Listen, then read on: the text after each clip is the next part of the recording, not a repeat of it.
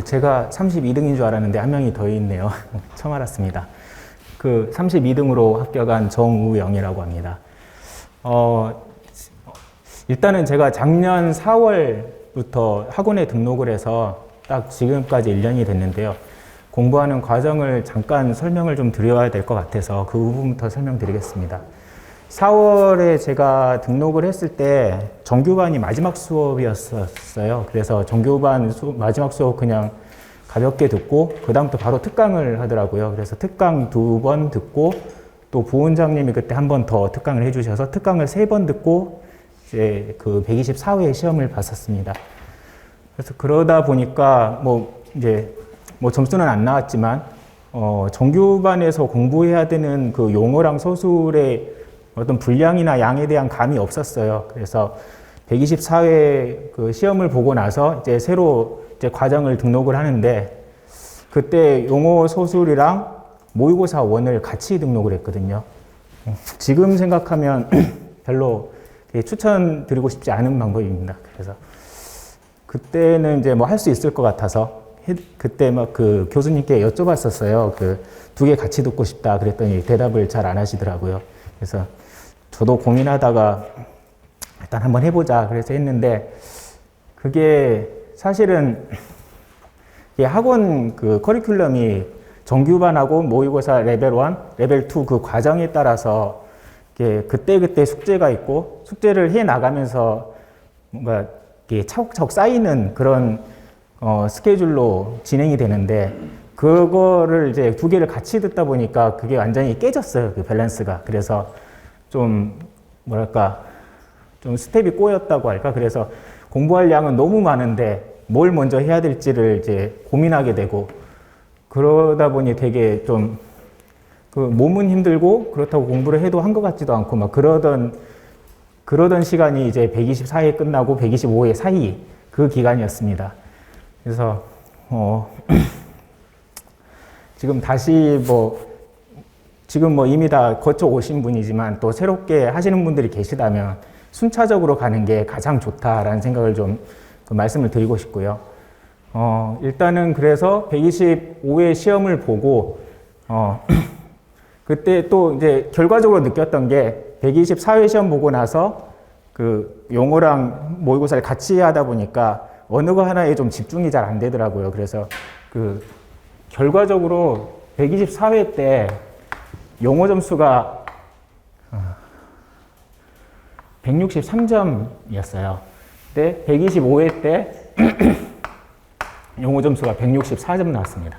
딱 1점 올랐어요. 공부를 한다고 했는데. 그래서 이러면 안 되겠다 싶어서 125회 끝나고 나서 이제 127회까지 기간이 좀 길었는데 그 기간 동안에 먼저 모의고사 2를 또 듣고 모의고사 2를 듣고 나서 이제 모의고사 1을 다시 들으면서 그때부터 용어 공부를 시작을 했습니다. 그래서 용어 그 당시에 125회 때 간증하신 분이 그 얘기를 하더라고요. 용어를 A4 용지를 이렇게 사분할을 해서 하나씩 아이템 용어 하나 잡고 정의 쓰고 도해하고 그거를 여러 장을 만들었다고 해서 저도 똑같이 그렇게 했었어요. 그래서 한 2달 동안 용어 공부만 좀 집중해서 했습니다. 그래서 나온 게 사실은 점수가 10점 올랐어요.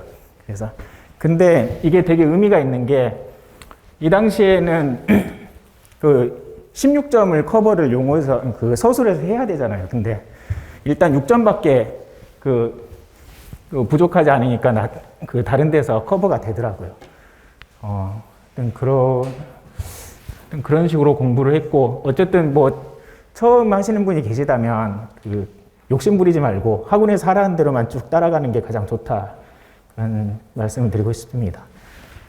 그리고 좀 더 되게 떨리네요. 좀 강론으로 들어가 보면 한 가지만 말씀드릴게요. 항상 제가 모의고사 첨삭을 받으면서 지적을 받았던 게 항상 3페이지는 채우지만 아이템 수가 적다는 거였거든요. 항상 10개, 11개.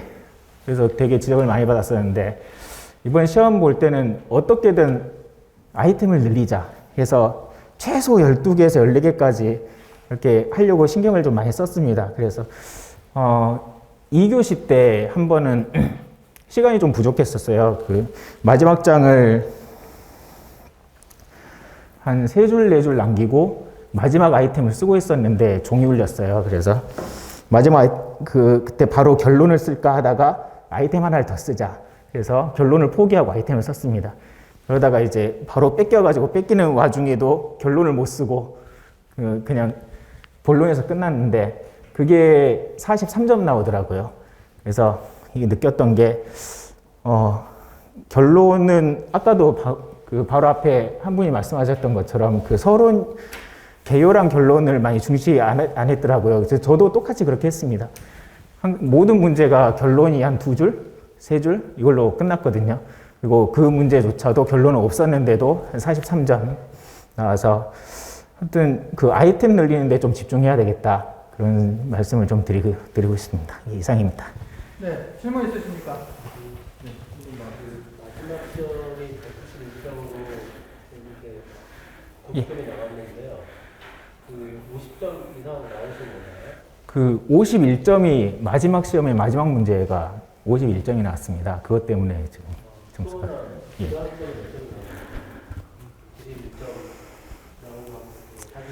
50.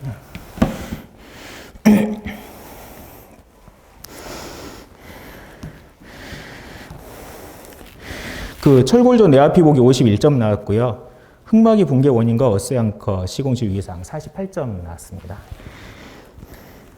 그리고 초고층 곡물 47, 용접철망 45 이렇게 나왔습니다. 45점 이상 이렇게 많이 받으시는 분이 있을까요? 그 똑같은 말씀을 드려야 될 것 같은데 용접철망은 솔직히 저도 처음 풀어보는 문제였거든요. 근데 뭐 그건 다 지어서 썼습니다.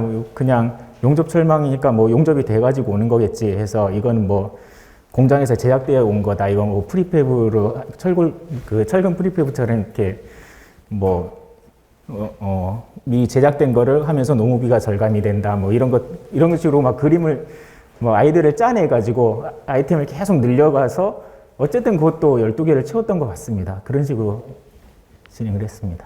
아이템을 예. 8개가 아니라 12개. 네네네. 그렇게 했습니다. 예. 어쨌든 이번 시험이 다른 시험과 좀 다르게 모든 아이템을 12개는 꼭 채웠거든요.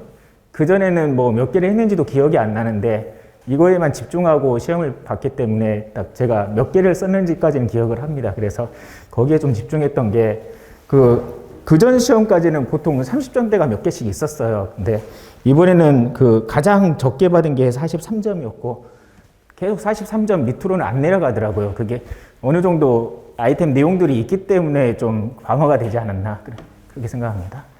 아이템을 설정하다 보면 엑스트라도 다 써요. 엑스트라, 또 말씀드리고 싶은 게 저는 솔직히 엑스트라 한 12문제 중에서 엑스트라 쓴 게 한 3, 4개밖에 안 돼요. 딱 개요 쓰고 한 2초 생각하고 생각 안 나면 바로 본론 썼습니다. 굳이 엑스트라 쓰려고 시간을 소모하거나 그러진 않았습니다. 네, 여기까지 하도록 하겠습니다. 수고하셨습니다.